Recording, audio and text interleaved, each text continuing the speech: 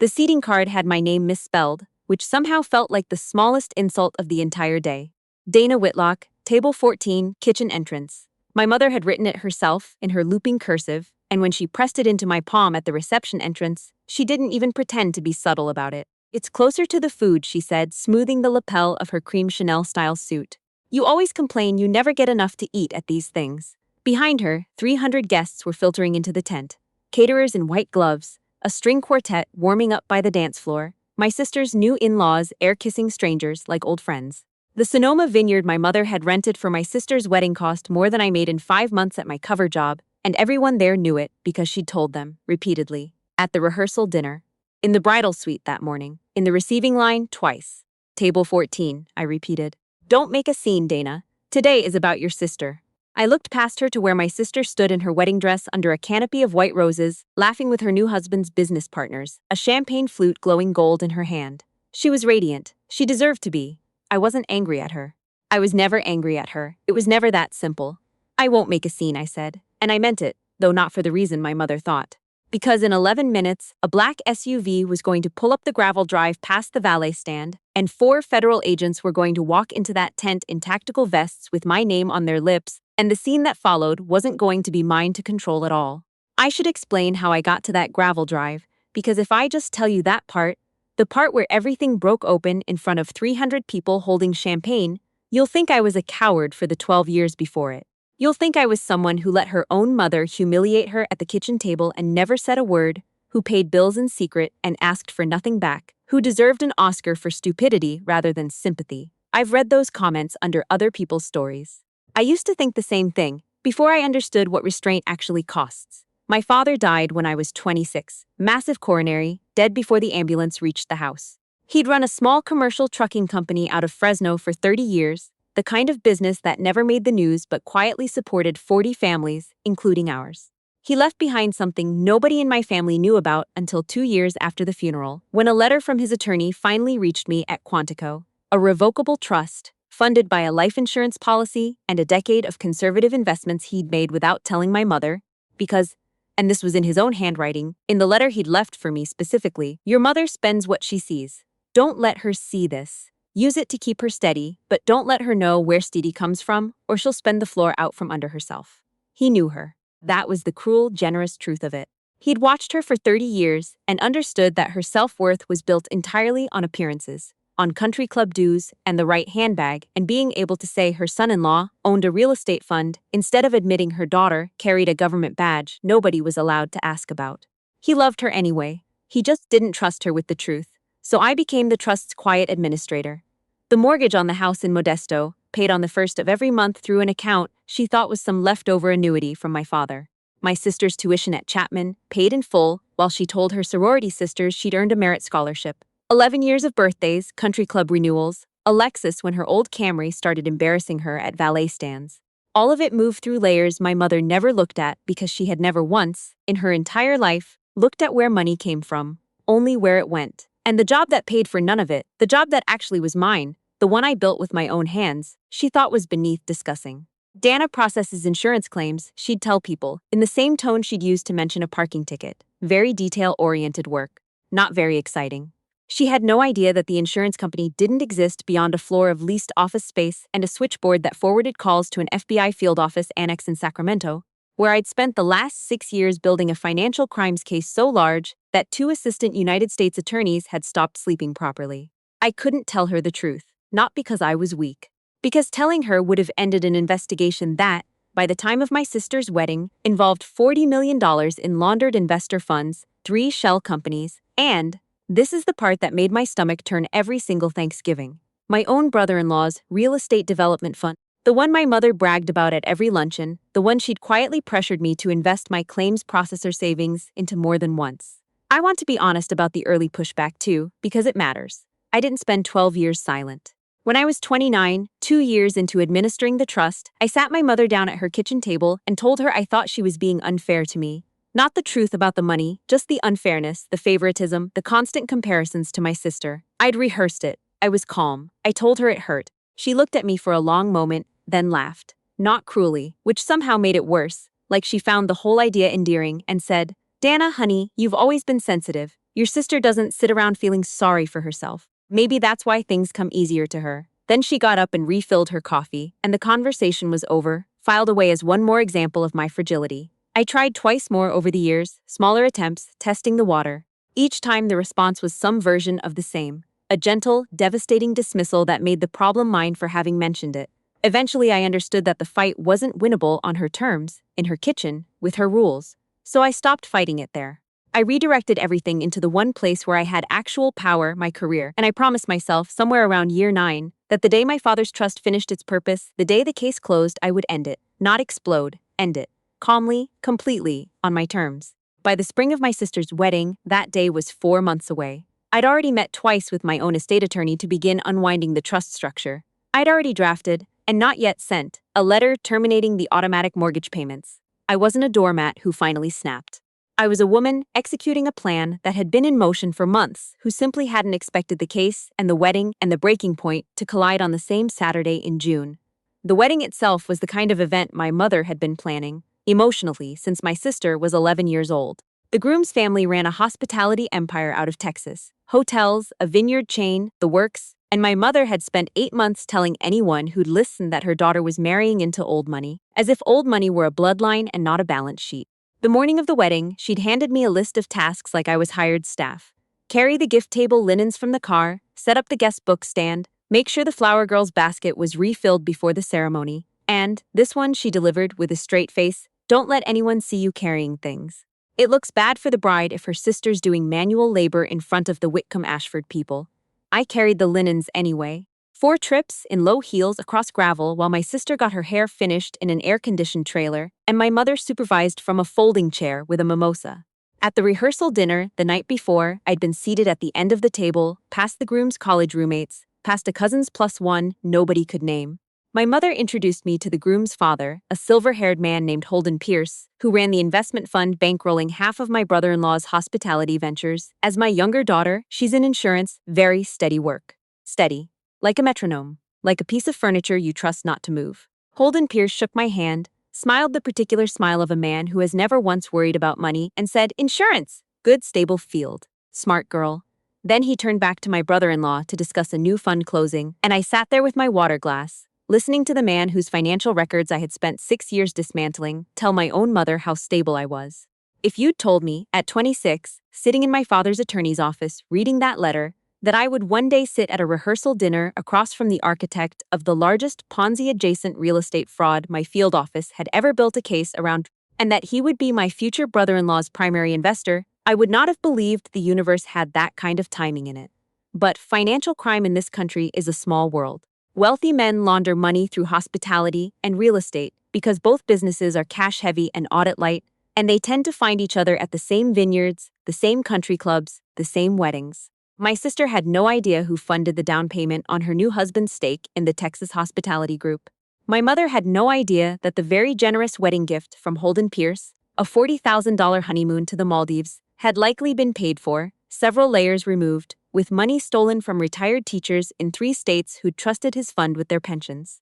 I had known for 2 months that the takedown date was approaching. I had not known it would be the wedding. The morning of, my supervisor, Frank Delgado, called me at 6:15 while I was steaming my dress in a hotel bathroom in Sonoma. "We're moving," he said. No greeting. That was Frank. "Today?" I asked, already knowing the answer from his tone. Grand jury came back faster than projected. Pierce wired $11 million out of a Cayman account at 4 a.m. our time. Looks like he got spooked, maybe a tip, maybe paranoia. We can't wait for Monday. We're executing today, and given his location, that means we're executing at the venue. The venue is my sister's wedding. A pause. "I know whose wedding it is, Dana. I read the surveillance logs." "You think I don't know your mother's seating chart by now?" Frank had run point on protecting my cover for 6 years. He probably knew more about my family than I'd told most of my own friends. "I need you there in an official capacity. We can't risk him bolting before the reception, and we can't make the arrest during the ceremony. Too many cameras, too much chaos. The Bureau doesn't need that headline. Reception, after the toasts, before the cake. You'll have local field agents on the property by 2 o'clock, plainclothes, positioned at the perimeter. When I give the signal, you identify yourself and we move on Pierce before he can leave the grounds. You want me to make the arrest at my own sister's wedding. I want you to do your job," Frank said, not unkindly. "I know what it's going to cost you personally. I read your file. I know about the trust, I know about your mother. I've known for years and I never said anything because it wasn't relevant to the case. It's relevant today. You good? I looked at myself in the bathroom mirror, dress half steamed, hair still in curlers, an entire family's narrative about who I was about to detonate in front of 300 people in cocktail attire. I'm good, I said. The ceremony went the way ceremonies do. Vows, a string quartet rendition of something classical, my sister crying real tears under the rose canopy, my mother in the front row dabbing at her eyes with a monogrammed handkerchief she'd had made for the occasion. I sat 4 rows back, in a navy dress that hit just above the knee, and nobody glanced at me twice. That's the strange privilege of being the family's background character. Nobody watches you. It makes you very good at watching everyone else. I spotted the first plainclothes agent by the bar at 2:15, a woman in a pale green sundress who looked exactly like a guest, except that I knew her face from 6 years of briefings, Agent Carla Briggs, who'd helped me build half the financial timeline in this case. She caught my eye for half a second over the rim of a glass of sparkling water and looked away. 2 more agents drifted near the valet stand a few minutes later, dressed as catering staff, which made sense because catering staff can move through a venue without anyone questioning their proximity to anything. My mother found me near the gift table at 3, holding a clipboard like it was a weapon. There you are.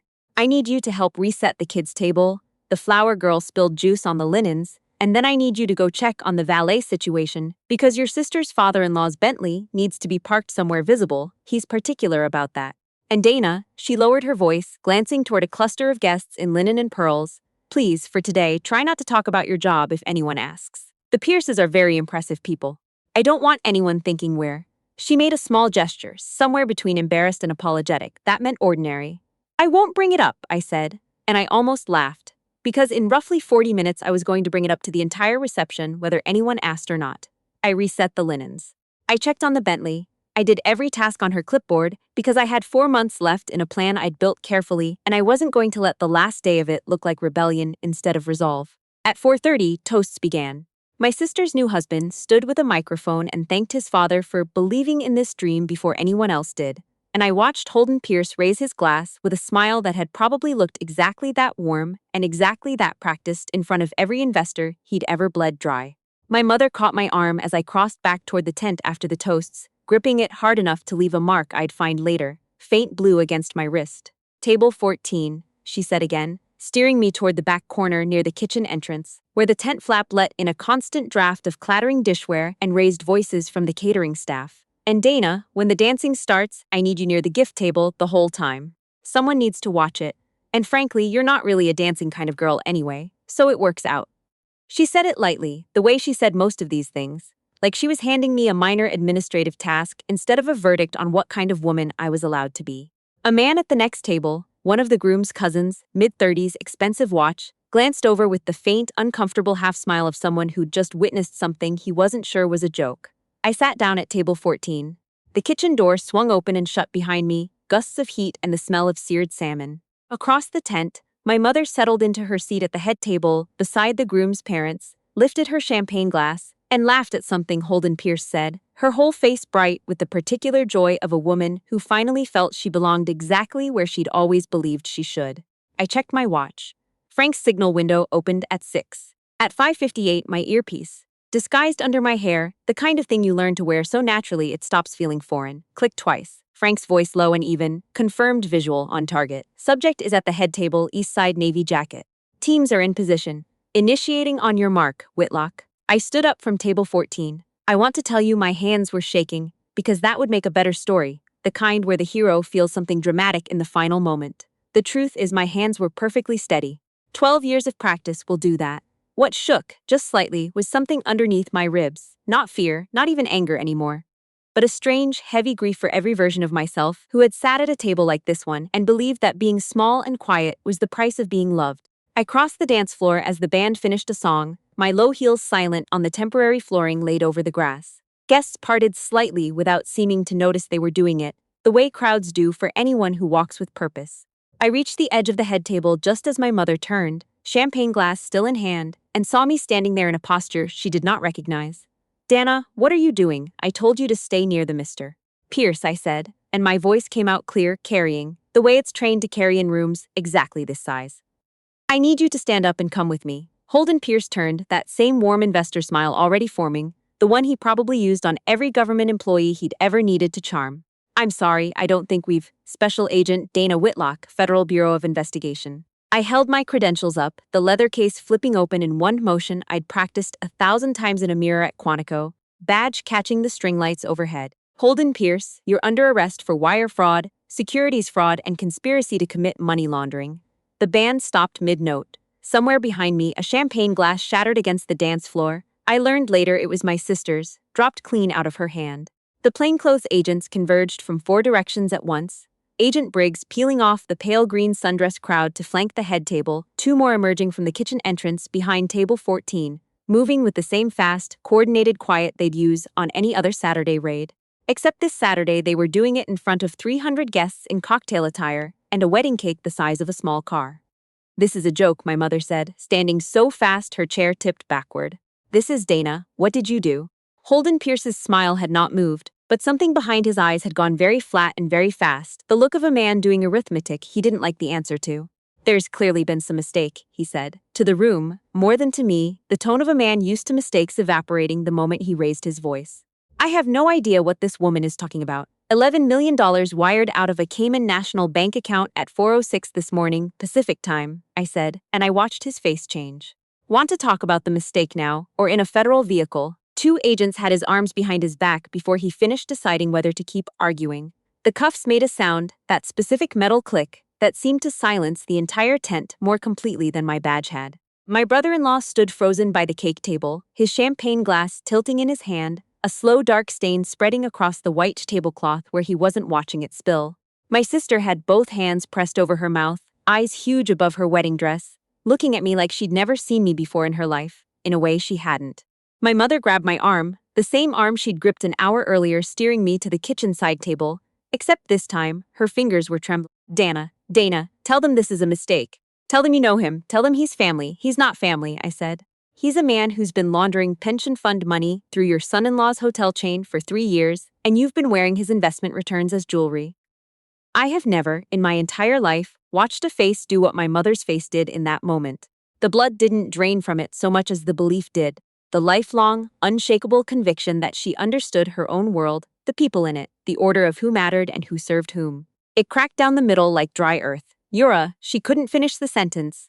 Behind her, the groom's mother had her hand pressed flat against her chest, staring at the agents, leading her husband's father, I should say. Though in the chaos, I wasn't entirely sure anyone in that family tree was tracking who belonged to whom anymore. Special Agent Whitlock, Agent Briggs said, appearing at my shoulder, voice low and professional, the sound of someone giving me an exit. We've got him. Field office wants you debriefed within the hour. Copy, I said. My mother was still holding my arm. I looked down at her hand, then up at her face, and for the first time in 12 years I watched her search for words and find absolutely none. You let me think, she started. I let you think a lot of things, I said. I let you think the mortgage paid itself. I let you think a metronome doesn't need batteries. I let you think I was steady because steady didn't ask questions, and you've never once in your life wanted to be asked a question. I gently lifted her hand off my arm and set it back at her side, the way you'd set down something fragile you didn't want broken, even now. That ends today.